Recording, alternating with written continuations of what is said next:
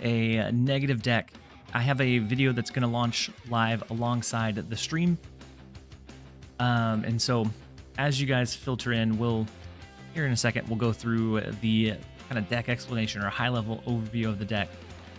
But hopefully everybody is having a fantastic day so far. Go ahead and push the video public. I'm gonna put my pinned comment as we get people filtering in.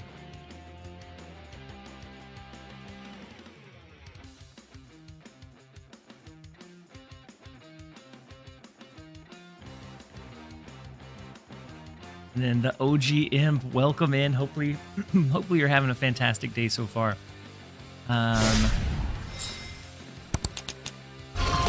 Is something special. I'm excited. I'm excited for you to be here. Hopefully you're having a great one. Okay, then Kenny Cooks, welcome in. Hopefully you're having a good one. Welcome in as well. Work just became less mundane. Kenny Cooks. Well, I'm glad that I could help out any way that I can. And then before I do the deck explanation, I'm going to run to the side real fast. Just for a second, I got to grab my phone. And then Halfcloth, good evening to you as well.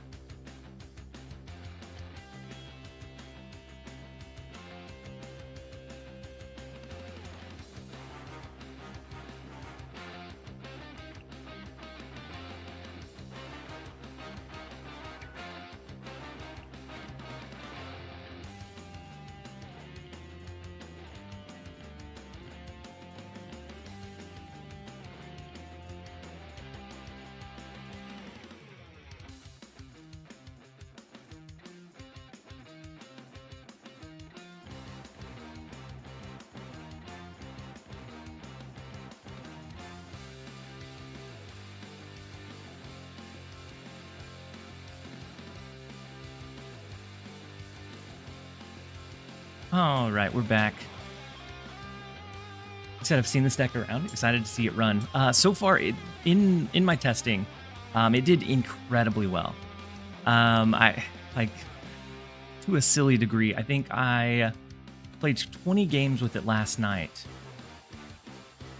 and it held a 68% win rate, which is crazy for a Mr. Negative deck to be that insanely strong. And then Bloody Joker, welcome in.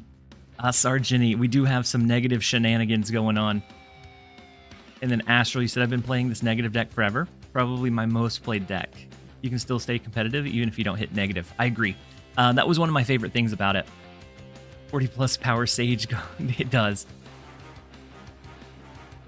And then Arendam, you said you've seen the deck around.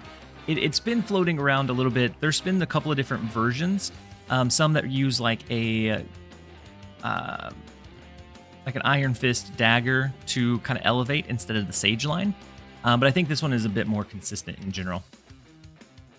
But since we're running through the deck explanation, let me pull it up real fast. We have the one of maybe the best negative deck I've ever played. And that's been, I've been through like 3 or 4 different iterations of really good negative times in the meta. And I think this one is poised to be just as potent as any of them.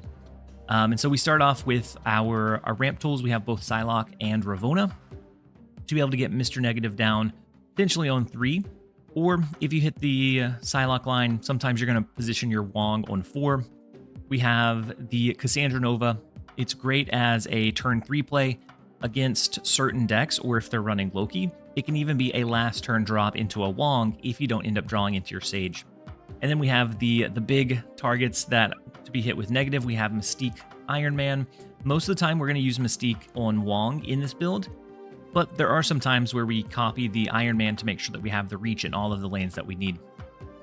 And then Magic, believe it or not, is kind of the flex piece in this deck. For this deck, Magic could be, I've seen people use Loki instead.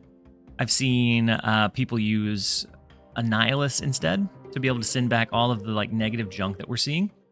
And so Magic feels like the flex spot, but I do like her to give us an extra turn to potentially draw into the resources we need so that we can position like that Sage Taskmaster line whenever we need it. And then Sargent, you said I'd love to mess around with Mr. Negative, but not having Ravonna. Yeah. Yeah, not having Ravonna, like if it was just a turn 3 Mr. Negative, Zabu does about the same thing. But Ravonna's lasting impact is what kind of makes it where if you don't hit Mr. Negative, you can still be competitive. So I think Ravonna is definitely a must-have piece for it. But it looks like we're going to run just a couple of ads before we jump over into the games, and then we will be right back at it. Don't go anywhere, you guys. We'll be right back.